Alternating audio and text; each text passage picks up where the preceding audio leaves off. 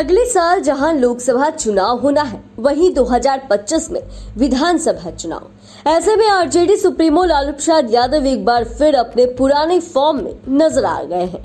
लालू प्रसाद यादव गुरुवार को 8 सालों के बाद कांग्रेस प्रदेश कार्यालय पहुंचे और एक समारोह में भाग लिया।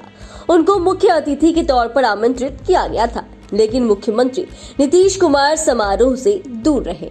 अब कांग्रेस के कार्यक्रम में लालू के पहुंचने और नीतीश के नदारद रहने से सियासी मायने तलाशे जा रहे हैं। आरजेडी सुप्रीमो के श्री कृष्ण सिंह की जयंती में जाना, भूमिहार जाति को नया संदेश देना कई सवालों को जन्म दे दिया है।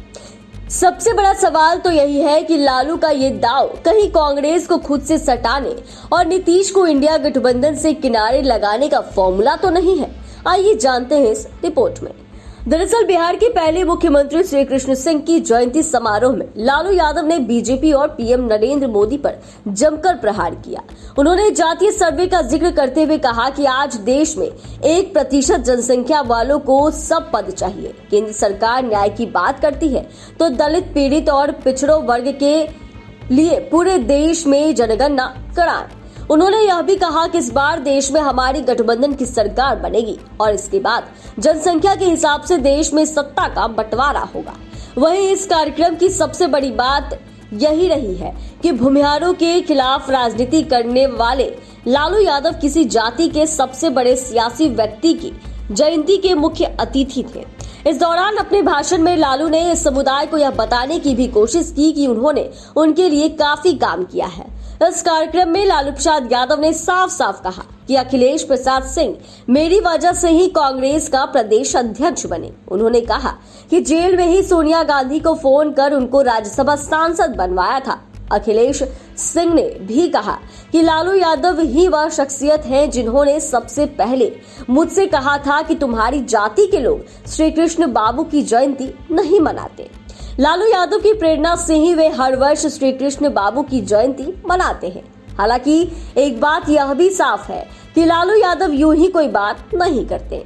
वहीं राजनीति में लालू यादव के सक्रिय और आक्रामक होने के कारणों पर चर्चा शुरू हो गई है। कहा जा रहा है कि नीतीश कुमार की इंडिया गठबंधन के प्रति निष्क्रियता से लालू यादव को तेवर बदलने पर मजबूर किया।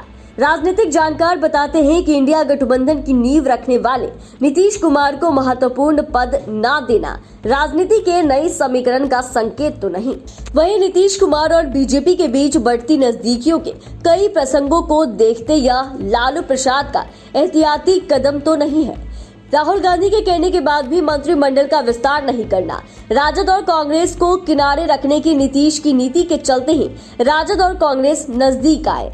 ऐसे में कहा जा रहा है कि क्या लालू यादव एक नए राजनीतिक समीकरण को अंजाम देने की तैयारी कर रहे हैं। हाल ही में मध्य प्रदेश के विधानसभा चुनाव में जदयू का उम्मीदवार उतारना राजद और कांग्रेस को और भी नजदीक ले आया क्या?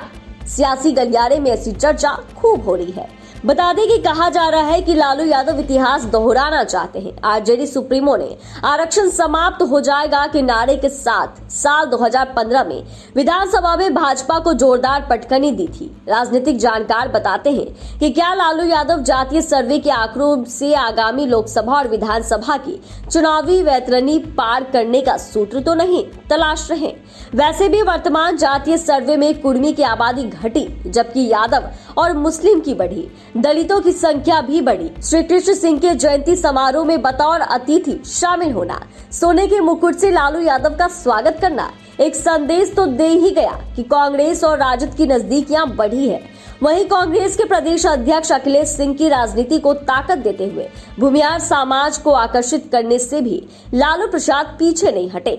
उन्होंने कहा कि भूमिहार समाज के लोग कहते हैं कि श्री बाबू उनकी जाति के हैं, लेकिन भूमिहार जाति के लोग अपने ही नेता को याद नहीं करता। इसीलिए वे भूमिहार जाति से अपील करते हैं कि अपने पूर्वजों को जानिए, नई पीढ़ी अपनी जाति के लोगों को जाने। इस तरह लालू यादव का भूमिहार समाज को आकर्षित करना और कांग्रेस के करीब जाने को लेकर तमाम तरह की अटकलें हैं। जिस तरह हाल के दिनों में कांग्रेस और नीतीश कुमार की दूरियां बढ़ी है, उसके भी मायने निकाले जा रहे हैं। फिलहाल तो नीतीश की कांग्रेस से दूरी और लालू यादव की नजदीकी की चर्चा तेज है। अब तो आने वाला समय ही बताएगा कि लालू यादव अपने नए दांव से किसको झटका देने वाले हैं।